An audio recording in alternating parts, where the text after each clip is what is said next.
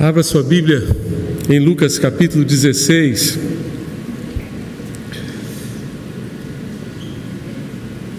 Lucas capítulo 16, nós encontraremos um texto que ilustra muito bem algumas verdades sobre a eternidade. Lucas capítulo 16, a partir do verso 19, encontraremos a história ou a parábola do rico e de Lázaro. Estamos encerrando hoje uma série de mensagens sobre desafios da vida. Falamos sobre o fracasso, sobre o ressentimento, sobre o medo, sobre a ansiedade, e hoje, terminando, queremos falar com os irmãos sobre o desafio de vencer a morte.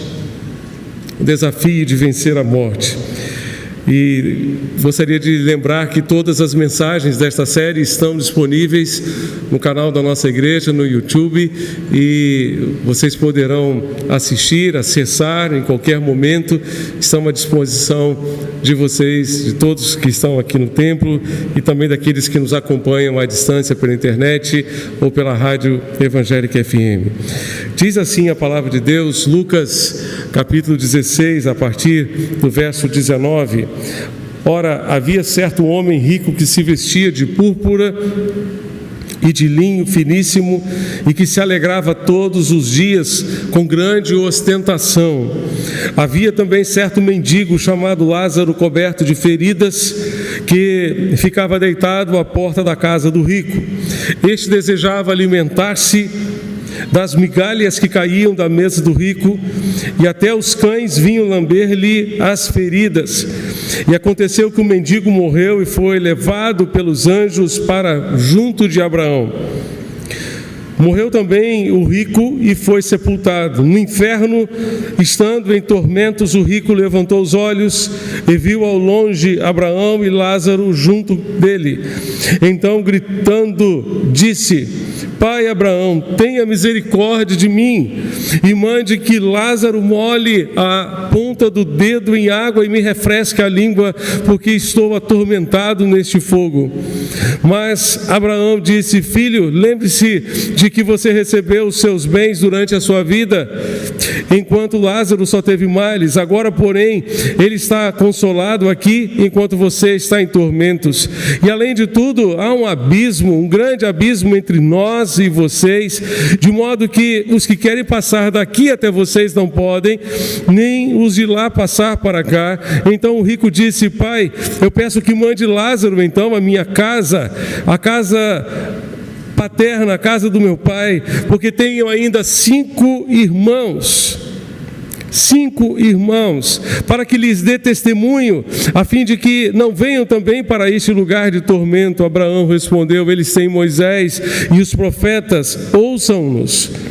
Mas ele insistiu: Não, pai Abraão, se alguém dentre os mortos for até lá, eles irão se arrepender. Abraão, porém, lhe respondeu: Se não ouvem Moisés e os profetas, também não se deixarão convencer, mesmo que ressuscite alguém dentre os mortos. Que Deus abençoe e aplique esta bendita palavra aos nossos corações.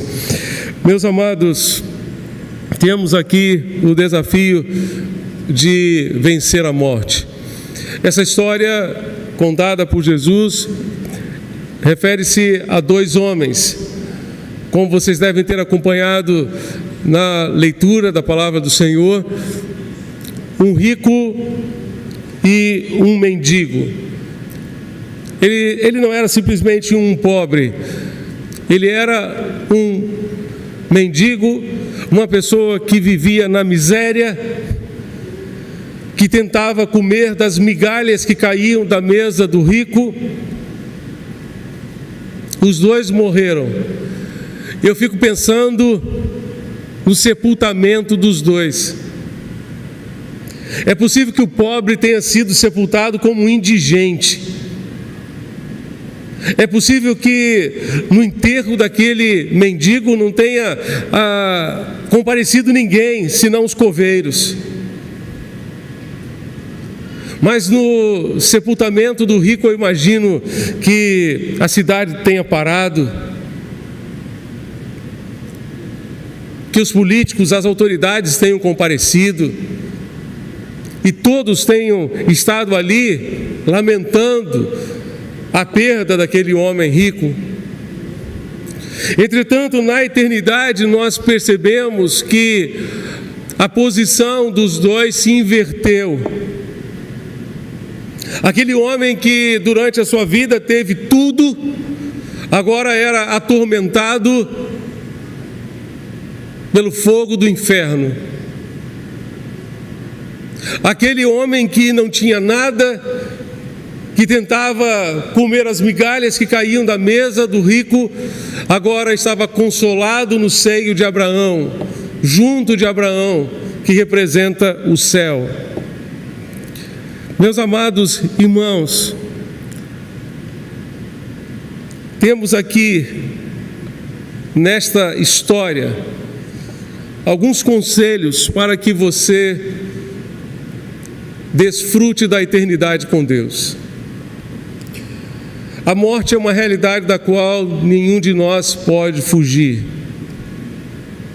A eternidade se aproxima para todos nós. Todos nós estamos caminhando para ela. Quer queiramos ou não, quer admitamos ou não, estamos a caminho da eternidade. Cada dia que passa é um dia a menos que vivemos neste mundo.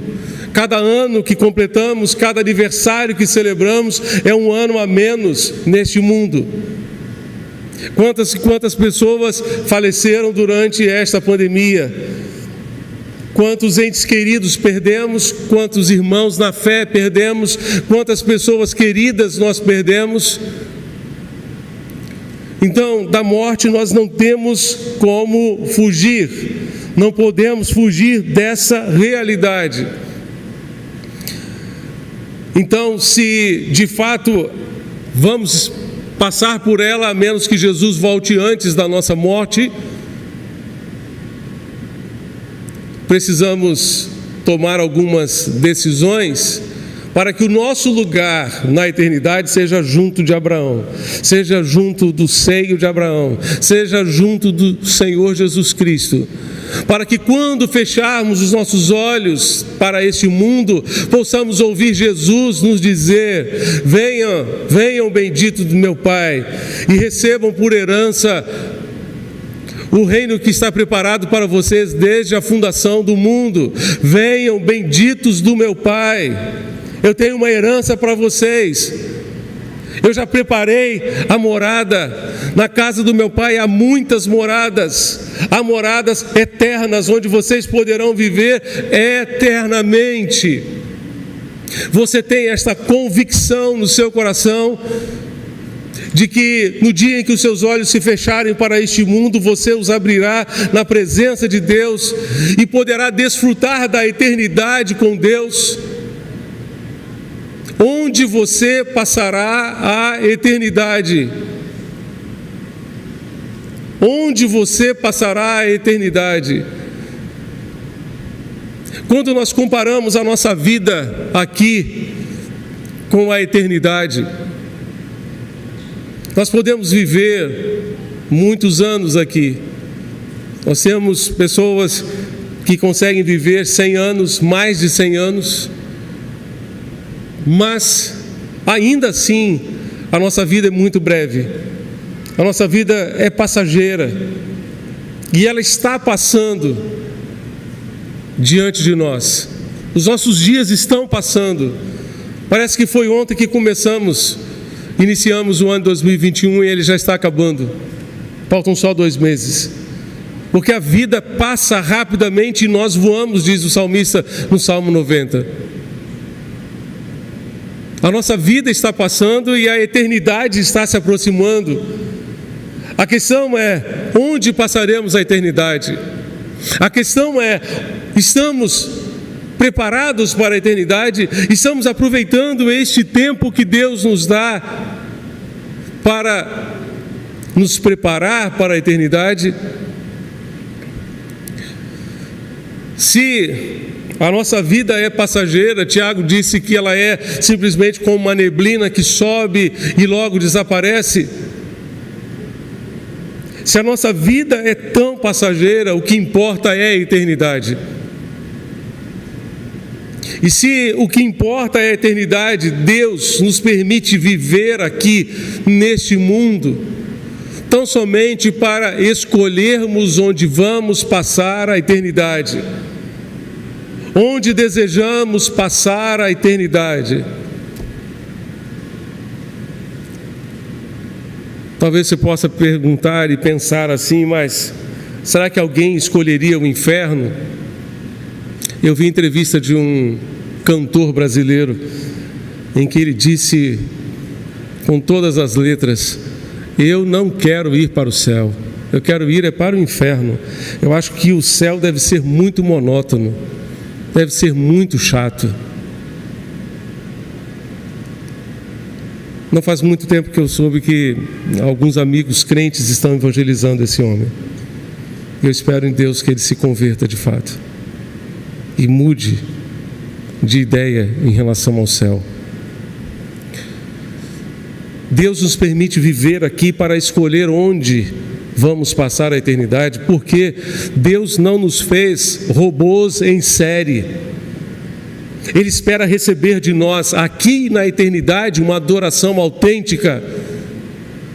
Ele está à procura de verdadeiros adoradores que o adorem em espírito e em verdade, que o adorem com sinceridade, que o adorem com integridade de coração. E isso só é possível quando nós decidimos, quando nós tomamos a decisão de viver a eternidade com Deus. E se você quer passar a eternidade com Deus, veja algumas atitudes que você deve ter. Primeiramente, você precisa aproveitar a oportunidade que Deus lhe dá. O rico vivia em tormentos, pois o inferno é um lugar de sofrimento, onde é visto o que jamais se desfrutará, de onde as pessoas se lembrarão do passado com saudade, com sede sem alívio, com remorso por não terem aproveitado as oportunidades concedidas por Deus para a sua salvação. Isso é o inferno, um lugar de remorso, um lugar de tristeza. O rico pediu misericórdia a Abraão. Pai Abraão, tem misericórdia de mim, está aí no verso 24. Mas teve o seu pedido negado, porque Jesus elimina a possibilidade de salvação depois da morte. Abraão disse: há um abismo entre nós e vocês. Aqueles que estão aqui não podem passar para aí, nem vocês podem passar para cá. Não há como mudar a sua condição na eternidade. O lugar onde você passará a eternidade precisa ser decidido aqui, por você.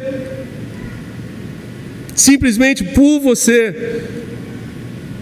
Você precisa pedir a Deus misericórdia, não é depois da morte, é agora. Você precisa clamar a Deus misericórdia sobre a sua vida, perdão para os seus pecados, agora. Porque é desta forma que você garantirá a sua eternidade com Deus, para viver eternamente com o Senhor. Ainda há tempo de você pedir misericórdia. Aproveite esse tempo, aproveite esta oportunidade, porque depois da morte, Deus não tem mais como exercer misericórdia sobre nós. Essa decisão precisa ser tomada agora. Por isso, aproveite essa oportunidade. Tome essa decisão o quanto antes. Clame a Deus por misericórdia sobre a sua vida o quanto antes. Se existe um abismo que separa o inferno do céu. Existe um abismo que separa o homem de Deus, e esse abismo se chama pecado. O pecado distancia o ser humano de Deus, mas existe uma ponte que Deus construiu sobre este abismo com a cruz do seu Filho, Jesus. Jesus é a ponte que liga o ser humano a Deus. Jesus é a ponte que liga as pessoas ao céu. Por isso Jesus disse: eu sou o caminho, a verdade e a vida, ninguém vem ao Pai senão por mim. Então, enquanto há vida, há esperança e há solução para o pecado. Depois da morte não tem mais jeito, não tem mais solução. Por isso você precisa aproveitar esta oportunidade que Deus está lhe dando, que Deus está lhe concedendo agora. Não postergue, não deixe para depois, não adie esta decisão. Mas uma outra atitude que você precisa ter, além de aproveitar a oportunidade de tomar essa decisão, é justamente ouvir a voz de Deus. O rico disse a Abraão: Abraão, por favor, já que não tem jeito de mudar a minha situação, veja bem, eu tenho 5 irmãos do meu pai, mande o Lázaro voltar lá e dizer para eles que o inferno é real. E dizer para eles que de fato, quem não tomar essa decisão virá para cá. Por favor, diga a eles, mande Lázaro ir lá na minha casa, dizer para o meu pai que eles precisam de salvação. Mas Abraão diz àquele homem rico: eles têm, os seus irmãos têm Moisés e os profetas, ouçam-nos. Eles têm Moisés e os profetas, ouçam-nos. Esse tempo de vida que Deus nos tem dado é tempo de ouvir os profetas, é tempo de ouvir Moisés, é tempo de ouvir a palavra de Deus, é tempo de ouvir a voz de Deus. Eles têm Moisés e os profetas, ouçam-nos. Ouça a voz de Deus, essa voz que clama para que você de fato mude de vida, para que você se arrependa dos seus pecados. Esta voz que proclama a solução de Deus para a sua vida, ouça a voz de Deus. Deus diz através do profeta Isaías: inclinai os vossos ouvidos e vinde a mim, ouvi e a vossa alma viverá. Ouça a voz de Deus agora, não simplesmente a voz de um pregador, mas a voz de Deus, aquilo que Deus tem procurado ministrar ao seu coração, mostrando a sua realidade de pecado e mostrando o quanto você precisa se voltar para Deus hoje e resolver a sua vida com Deus hoje. Ouça a voz de Deus, ouça que por melhor que você seja, você é um pecador como eu sou, como todo ser humano é, e afastados estamos da glória de Deus, e a única esperança para nós é o arrependimento.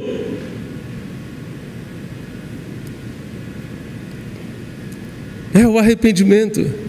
No verso 30, o rico disse: não, pai Abraão, se alguém dentre os mortos for até lá, eles irão se arrepender. Tarde demais o rico teve a consciência de que o que de fato muda a nossa vida é o arrependimento. Aliás, arrependimento é uma mudança de vida, é uma mudança de mente. Quando nós reconhecemos o nosso pecado, caímos em nós mesmos, compreendemos o quanto afastados estamos da graça de Deus e dos propósitos de Deus, nos arrependemos, nos convertemos, pegamos um retorno de volta para Deus na estrada da vida. Se você quer passar a eternidade com Deus, arrependa-se dos seus pecados. A esperança do rico no inferno era que seus irmãos se arrependessem dos seus pecados para que não fossem para o lugar onde ele estava. E se você não quer ir para o lugar em que aquele homem esteve, figuradamente, nessa parábola, arrependa-se dos seus pecados. Arrependa-se dos seus pecados ainda hoje. Faça um exame da sua vida e reconheça o quanto você precisa voltar-se para Deus. Mas uma outra atitude que eu quero deixar para você é: creia em Jesus. Creia no Senhor. O verso 31 nos diz: Abraão, porém, lhe respondeu: se não ouvem Moisés e os profetas, também não se deixarão convencer, tampouco acreditarão, ainda que alguém ressuscite dentre os mortos para lhes dizer da realidade que é céu e inferno. Eles não acreditarão, mas você pode acreditar hoje. Você pode confiar nesse Deus maravilhoso hoje, que ama você e que por amor a você enviou o seu Filho para ser o seu Salvador, para resgatar você dos seus pecados. Creia nele, confie nele com todo o seu coração. Quantas pessoas estão à espera de um sinal miraculoso para crer, de algo extraordinário para que venham a crer em Jesus e confiar nele como seu Salvador. Nenhum sinal pode ser mais tremendo, mais extraordinário do que o próprio Filho de Deus sendo crucificado no nosso lugar, no meu lugar e no seu lugar. A cruz é o maior sinal do amor de Deus por mim e por você. Creia nele, creia naquilo que ele fez por você, creia que aquilo que ele fez por você ali na cruz é suficiente para perdoar os seus pecados, para pagar a sua dívida perante a justiça de Deus, para garantir a você a eternidade com Deus. A cruz é o maior sinal do amor e da graça de Deus. A morte, meus amados, portanto, é uma realidade da qual ninguém pode fugir.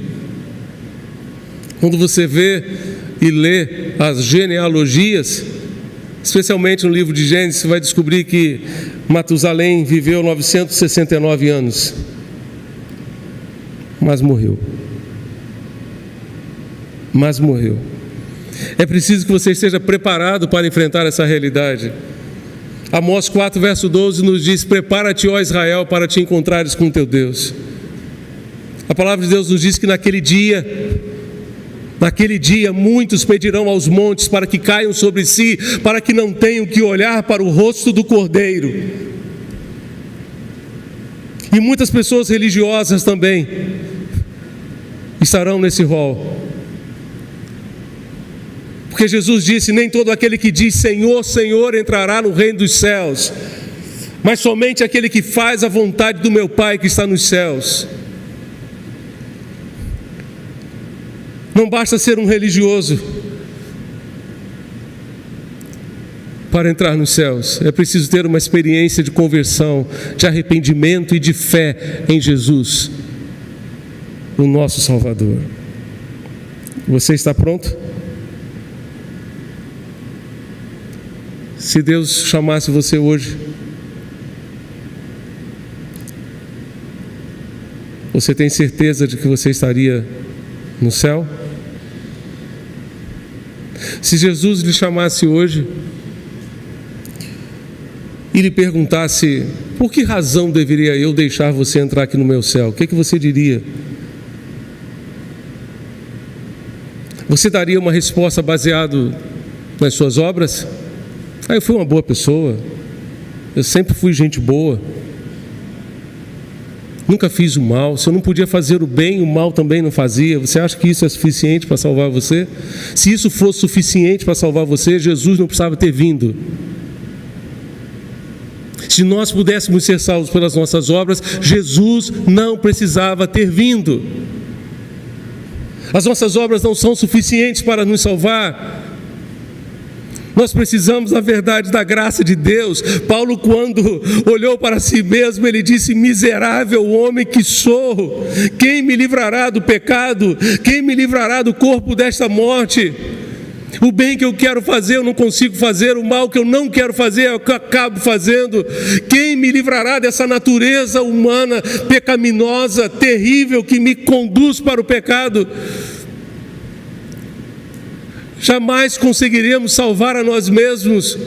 E justamente vendo a nossa impossibilidade, Deus enviou o seu Filho para nos salvar, para nos resgatar, para nos garantir a salvação e o perdão para os nossos pecados. E é por meio dele que nós vamos para o céu. O caminho, a estrada que nos conduz até o céu se chama Jesus Cristo, o Filho de Deus. É por meio dessa estrada que você se encontrará com Ele e ouvirá o Senhor lhe dizer: venha, bendito do meu Pai, receba por herança o reino que está preparado para você desde a fundação do mundo. Você está pronto para encontrar-se com Jesus?